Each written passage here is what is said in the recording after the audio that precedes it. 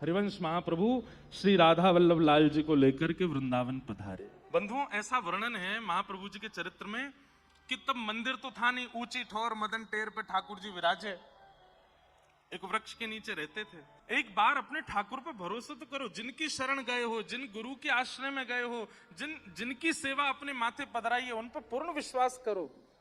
महाप्रभु जी बोले हम ना जाएंगे नरवाहन के पास। ब्रजवासी बोले जय जय, ये हट करने वाली बात नहीं है, लेकिन वो बड़ा क्रूर है। तो बोले तू क्या सोच रहा हो, हमारे ठाकुर जी वंशीधारी हैं तो क्या चक्र ना उठावे?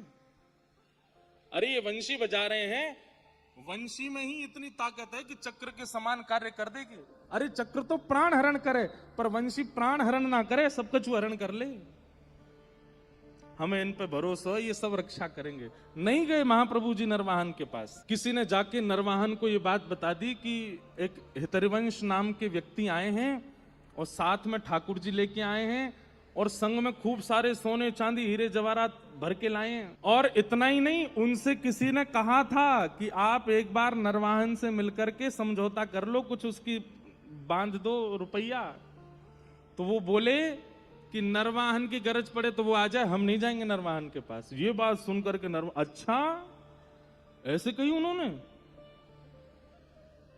बोले हाँ। नरवाहन अपने सब क्रूर सिपाहियों को लेकर के बोला चलो, ये कौन है हरिवंश, हम देख करके तो आए इनको। और निकल पड़ा। सुबह सुबह का समय, भोर हो रही थी और यहां महाप्रभु जी श्री राधा वल्लभ लाल जी के भोर में श्रृंगार करके पद सेवा कर रहे थे, पद गा रहे हैं। महाप्रभु जी बैठे हैं और सामने श्री राधा वल्लभ जी बैठे हैं। कितना सुंदर भाव। अब या के बाद कहा भयो नरवाहन के साथ, बड़ी रुचिकर कथा है, बड़ी आनंददायी कथा है। अब स्थिति ऐसी है कि श्री हितरवंश महाप्रभु भाव निमग्न होकर के अपने प्यारे राधा वल्लभ लाल जी के सन्मुख बैठे हैं और गा रहे हैं बनी श्री राधा मोहन की जोरी। और यहां नरवाहन आ रहा है तलवार लेकर के अपने समस्त दुष्ट सेना के साथ। द्रुत गति चल रही थी पद की। श्री हितरिवंश महाप्रभु भाव निमग्न होकर के गा रहे और तभी नरवाहन पहुंच गया। और श्री हितरिवंश महाप्रभु जिस वातावरण में बैठे थे राधा वल्लभ लाल जी को लेकर के, वो मदन टेर का पूरा वातावरण इतना पवित्र था कि जैसे ही नरवाहन वहां पहुंचा, लता कुंजों के भीतर आंगन है, वहां बैठे हैं, तो उसने लताओं को हाथ से भी नहीं हटाया, तलवार निकाल करके तलवार से ऐसे हटाता है। और जैसे ही उसने वो लता हटाई, सबसे पहले तो उसको श्री राधा वल्लभ लाल दिखे सामने। एक सुंदर निकुंज के नीचे श्री राधा वल्लभ जी बैठे हैं और सन्मुख श्री हितरवंश महाप्रभु बैठे हैं। और जैसे ही उसने वो लता हटाई तो लताओं की थोड़ी आवाज हुई, और जैसे ही वो आवाज हुई तो महाप्रभु जी ने बस इतना पीछे मुड़ करके देखा, कौन आया।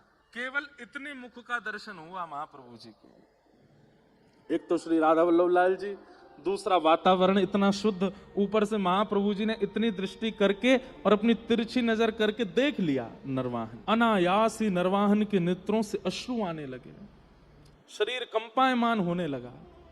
उसके सब संग के भीतर प्रवेश कर रहे थे आक्रमण। उसने सबको रुक जाओ यहीं पर, बस अब पलक नहीं झपक रही हैं, नेत्रों से आंसू गिर रहे हैं, पता नहीं क्या उसके चित्त में भाव प्रकट हो रहे हैं, वो खुद नहीं समझ पा रहा है कि मेरे साथ हो क्या रहा है।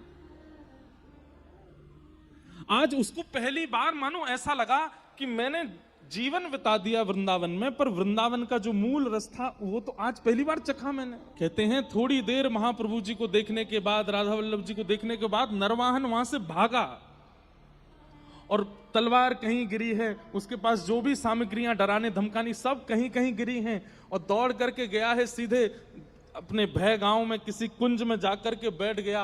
और बस श्वास नहीं आ रही है, सब जगह वही दिखाई दे रहे हैं, श्री राधा वल्लभ, प्राण राधा वल्लभ, जीवन राधा वल्लभ, प्राण हरिवंश, जीवन हरिवंश, यही चल रहा है। बस सोचिए, कभी नाम जप नहीं किया बैठ करके आसन पर नरवाहन ने, कभी यमुना जल जी को उस प्रकार से शुद्ध भाव से आचमन नहीं किया नरवाहन ने, कभी संत जनों का भंडारा किया हो, आचार्य चरणों में प्रणाम किया हो, तीर्थ यात्राएं की हो, वृंदावन की परिक्रमा कभी नहीं। श्रीधाम वृंदावन में जिसके लिए शास्त्र कहते हैं कि अन्य क्षेत्रे कृतम पापम पुण्य क्षेत्रे विनश्यति, पुण्य क्षेत्रे कृतम पापम वज्रलेपो भविष्यति, पुण्य क्षेत्र में पाप करने से तो पत्थर की वृंदावन पुण्य क्षेत्र नहीं है। पुण्य क्षेत्र भी अपने पापों को नष्ट करने वृंदावन आते हैं। वहां रहकर के नरवाहन इतनी दुष्टता करता था, इसका मतलब आचरण शुद्ध नहीं था जीवन में, लेकिन केवल महाप्रभु जी की दृष्टि पड़ गई, बदल गया जी। सब उसके संगी साथी, विशाल रूप था सबका, हाथ में तलवार, किसी के घुंघराले केस, बड़ी बड़ी डारियां, राक्षस जैसे दिखते सब जाकर के बोले सरकार साहब क्या हुआ?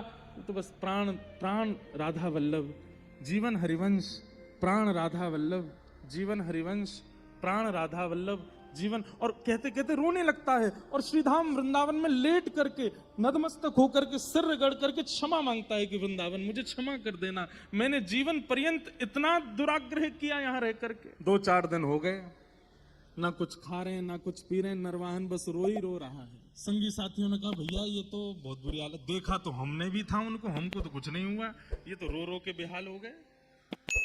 बात यह है कि तुम उनको देख रहे हो या वो तुमको देख रहे हैं, विशेष बात है। नरवाहन पर दृष्टि पड़ गई है महाप्रभु जी की, राधा वल्लभ जी की, इसलिए ऐसी स्थिति हो गई। नहीं तो इतने साधन करते हम लोग, फिर भी विकार आता है चित्त में। और नरवाहन सदा अशुद्ध खाया, अशुद्ध रहा, अशुद्ध चरित्र, फिर भी बदल गया। तो नरवाहन की स्थिति तो ऐसी हो गई।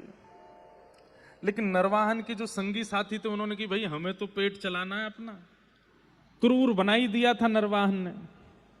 और एक दिन यमुना जी से एक जैन व्यापारी खूब सारा धन लेकर के आगरा से दिल्ली जा रहा था और रात्रि में इन लोगों ने उसको पकड़ लिया।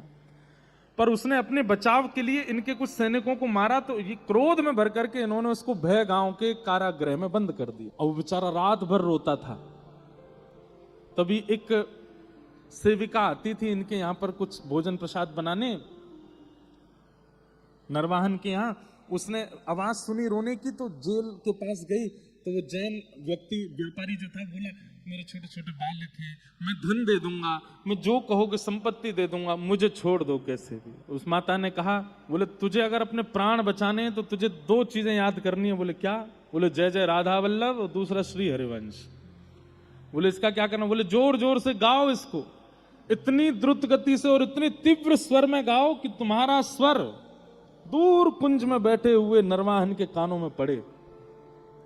बोले क्योंकि वो भी इस ऐसी स्थिति में वो किसी को सुनेगा नहीं। और बोले वो तुमको अगर मुक्त करने के लिए आए और पूछे कि ये नाम कहां से मिला, तो कह देना राधा वल्लभ हमारे इष्ट और श्री हरिवंश हमारे गुरु, इसी से ही तुम्हारे प्राण बच सकते हैं और कोई तरीका नहीं। वो जैन व्यापारी अपने सब व्यापारी बंधुओं के साथ जोर जोर से जय जय राधा वल्लभ श्री हरिवंश, जय जय राधा वल्लभ श्री हरिवंश, जय जय राधा वल्लभ श्री हरिवंश गाने लगा। ये स्वर जैसे ही नरवाहन के कान में पड़ा, मानो जैसे किसी प्यासे को जल पिला दिया। वो तो व्याकुल हो गया, कहां से आ रही है ये ध्वनि, कहां से आ रहा है ये स्वर। वो बड़ी आत्मग्लानि में रहता था। मतलब नरवाहन को ये लगता था कि मैं किस मुंह से जाऊं राधा वल्लभ जी के दर्शन करने और महाप्रभु जी के पास। लेकिन आज जब ये कीर्तन की ध्वनि सुनी तो मन में विचार करने लगा, मैं वहां तो नहीं जा सकता, पर पास में कोई कीर्तन चल रहा है, यहां तो बैठूं। और नरवाहन जैसे ही पास गया तो देखा कोई कीर्तन कहीं बैठने, वो उसके जेल में ही बैठ करके कुछ व्यापारी गा रहे थे। और उनसे जाकर के पूछा भैया आप कौन हो और ये नाम आपको कहां से मिला, ये कैसे गा रहे हो आप? उन व्यापारियों ने कहा ये राधा वल्लभ जी जो ये हमारे इष्ट हैं और ये महाप्रभु हितरिवंश चंद्र जी हमारे गुरुदेव हैं। नरवाहन तो भावुक हो गया, तुरंत दरवाजा खोल दिया, उनको निकाला, चरणों में गिर गया। बोले कि आप बस महाप्रभु जी से, राधा वल्लभ जी से प्रार्थना कर दो, मुझ पर कृपा करें, मुझे प्रेम लक्षणा भक्ति प्रदान करें। मैं बहुत क्रूर है, मैंने बहुत पाप किए, मैं योग्य नहीं इस धरती पर रहने के। वो जैन व्यापारी जो था मुक्त होने के बाद सोचने लगा भाई ये है कौन राधा वल्लभ जी और हरिवंश जी, जिनकी वजह से हमारी प्राण रक्षा, भाई देखें तो सही है कौन। दर्शन करने के लिए गए राधा वल्लभ जी के, महाप्रभु जी को प्रणाम किया। बोले आप श्री हरिवंश जी हैं? सेवकों ने कहा यही है, बैठ जाओ।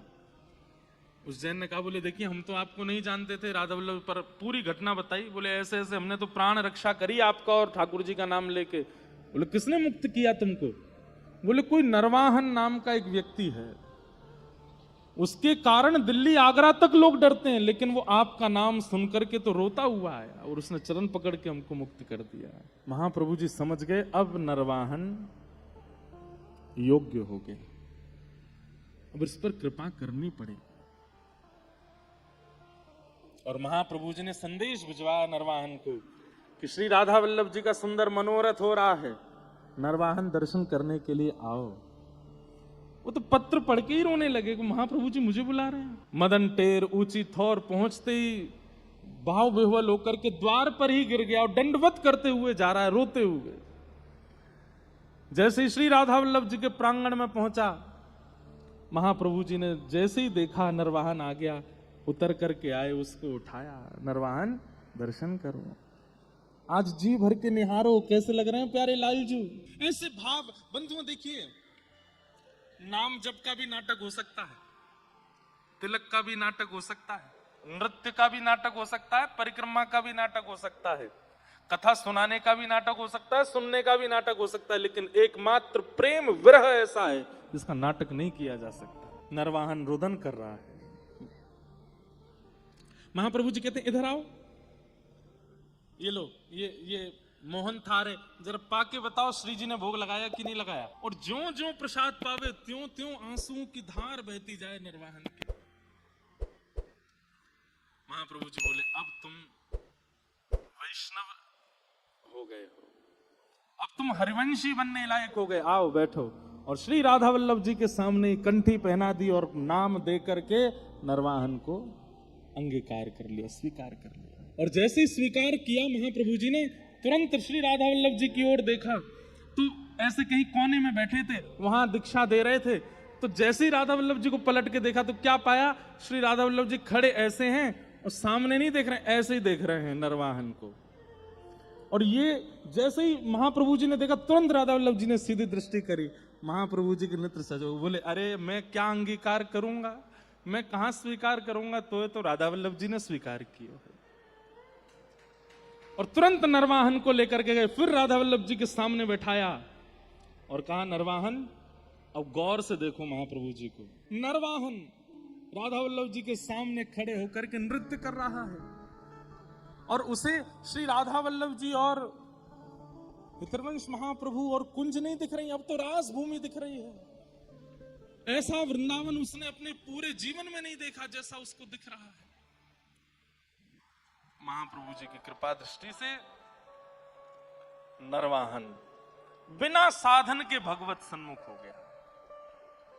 बोलो श्री राधा वल्लभ लाल।